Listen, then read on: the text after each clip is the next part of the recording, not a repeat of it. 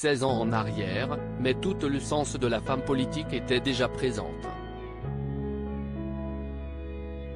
Ce jeudi 13 avril, lors d'un reportage de l'émission Complément d'enquête dédiée à Sandrine Rousseau, les journalistes en charge de l'investigation sont retombés sur la première apparition à la télévision de la femme politique, alors encore loin des joutes médiatiques, sortant un premier livre, un polar au sous-texte féministe.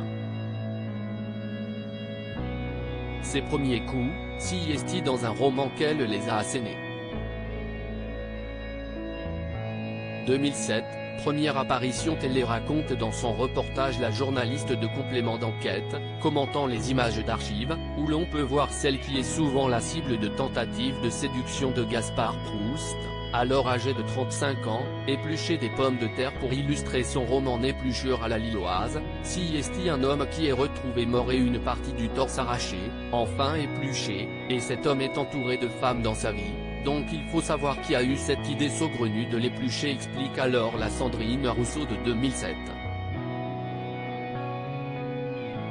Pour la journaliste de Complément d'enquête, tout le logiciel Rousseau est déjà là.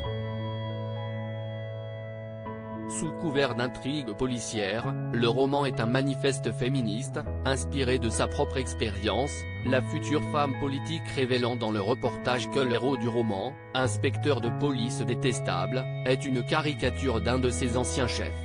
Une première apparition audiovisuelle surprenante pour la députée, qui laisse imaginer aux téléspectateurs une carrière d'écrivaine à défaut de politicienne. Éric Zemmour, Sandrine Rousseau.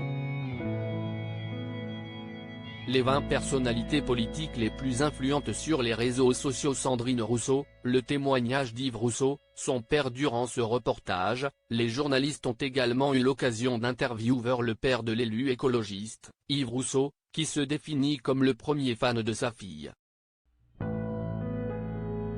Alors que celle-ci est critiquée pour sa supposée aversion des hommes, l'ancien inspecteur des impôts a assuré que cette critique était un faux procès à l'égard de celle qui n'hésite pas à élever la voix dans l'hémicycle. C'est totalement faux. Sandrine, elle, n'a aucun problème avec les hommes, a-t-il assuré, avant de nuancer, avec certains hommes qui effectivement ne respectent pas les femmes, alors là, c'est sûr qu'elle tire à la Kalachnikov.